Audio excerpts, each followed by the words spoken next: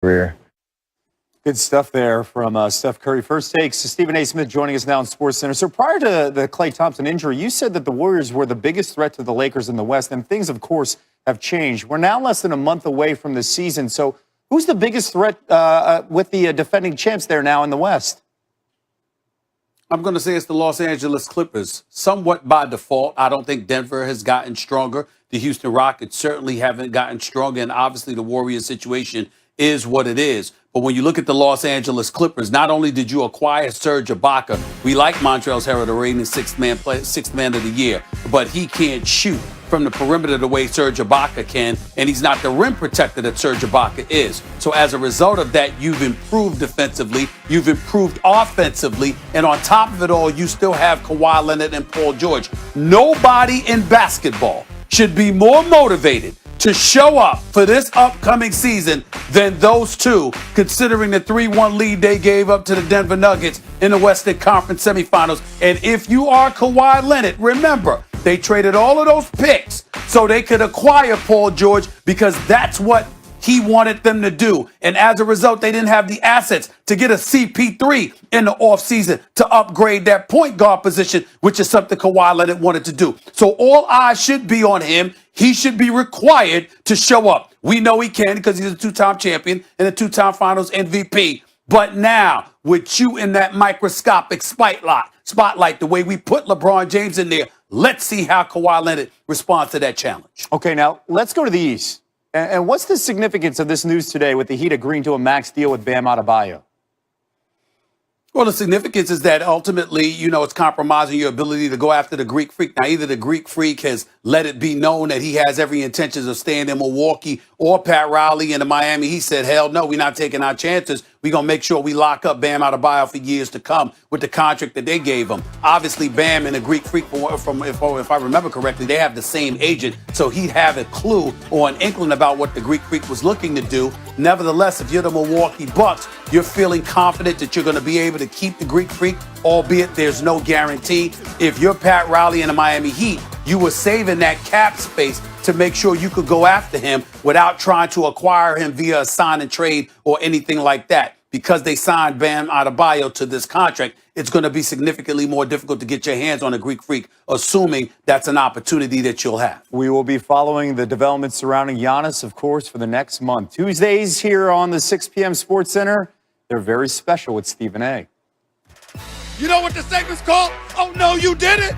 No, you didn't. But you know what time it is. Hold on to your seat. You know what time it is. Play that animation for me, please. Oh, no, you didn't. Oh, no, you didn't, Daniel Jones. Get knocked down by a breeze. What does he do? Get Tabasco sauce in his eye. Oh, no, you didn't. Not only can you not play football, you can't act either.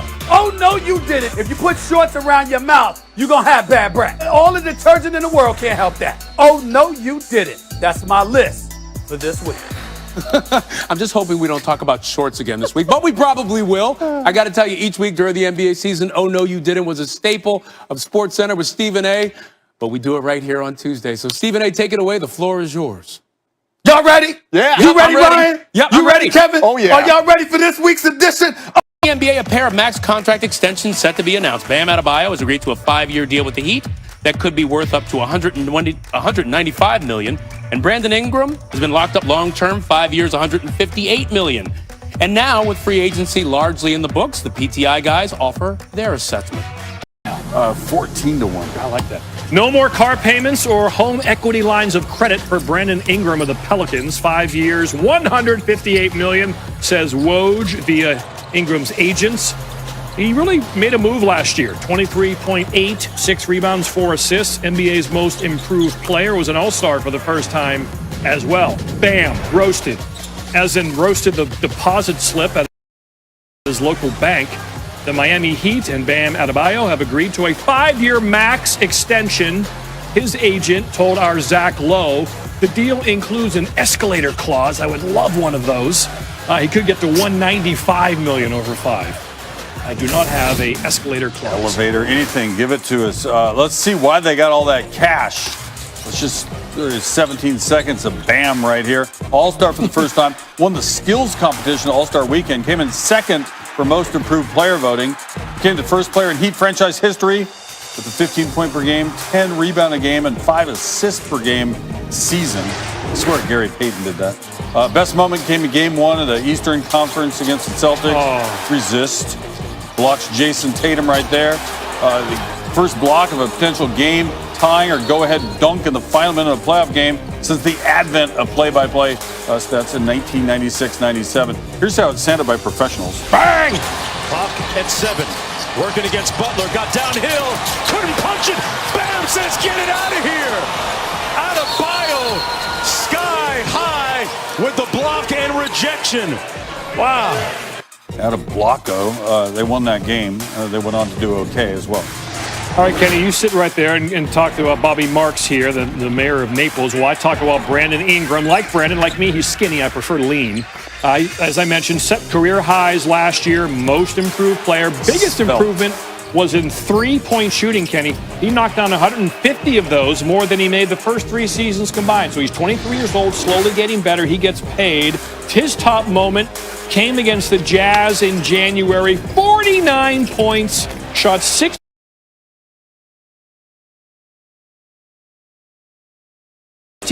from the field. That's 15 of 25. Look at his free throw shooting, 16 of 20. Joined Shaq and Kareem, the only players NBA history to score at least 49 points on 25 or fewer shots prior to their 23rd birthday. Kenny.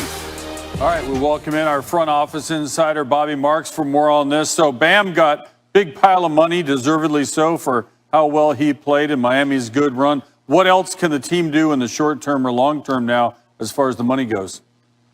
Well, for the long term, they took the Bam Adebayo $15 million cap hold for next offseason and replaced it with a $28 million contract, and that knocked off about $13 million in flexibility for next year. Right now, they're projected between $25 and $27 million next offseason. Not enough to go out and get a max player, but this Miami front office is the gold standard as far as how they can go out and find players. We saw it in 2010 with LeBron, Chris Bosh, and Dwayne Wade fitting those 3 contracts under the cap. And we saw last year with the Jimmy Butler sign and trade. But this roster is set for now. But next offseason is when they're going to make their mark where they have enough flexibility again. I can't plan that far in advance. I checked in with Jamal Crawford because it's my job. Nothing doing right now. There's room for him down there, by the way. It seems like there's been 1 million deals in the last 5 days or so. What deals are left to be done and who has money to do them? Yeah, well, we just saw Bogdanovic go to Atlanta. Sacramento elected not to match that $72 million offer sheet. So we take the Hawks off the board. They do not have cap flexibility. Now we switch to Sacramento. They've got 5 roster spots, a little bit of money to go out and fill those holes. New York is still sitting on a pile of money, about $19 million in cap space. And of course, even Charlotte, after that Gordon Hayward signing of $120 million, it has about $6 million left. So those are the teams that have flexibility, but we're only a week away from training camp, so most of these rosters are already set. Thanks for joining us. That's a lot. Turkeys. Okay, Wilbon, now that NBA free agency is pretty much over, which team made the best move? Well, Tony, there wasn't a lot of movement, and there weren't gigantic stars who moved, but Charlotte did a good job by getting Gordon Hayward, who they tried to get earlier in his career. Bogdanovic appears to be going to Atlanta. If he had gone to Milwaukee, I would have said Milwaukee, but he's not going there. He's trying to still go to Atlanta. If they can complete that signing. Montrezl Harrell went to the Lakers. The Lakers got better, strangely enough. Ibaka to the Clippers. Nice move. But I'm going to combine some things, Tony. Philly, Maury and Doc got Seth Curry, Danny Green, and Tyrese Maxey, shooters around the studs they already have. I'm going to go with the Philadelphia 76ers for offseason everything, even though that doesn't answer the free agency question specifically.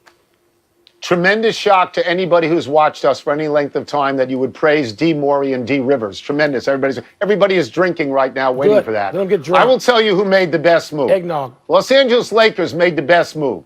They kept Anthony Davis and they kept LeBron James. You see what happened a few months back when they had Anthony Davis and LeBron James? Wasn't a free agent. Thanks for playing the game. It doesn't matter. It doesn't matter. Thanks the best move is the Los Angeles Lakers for doing that. because they're better than everybody else once again. They are. They're the So best you team. automatically They are. have them repeating based on what they just did?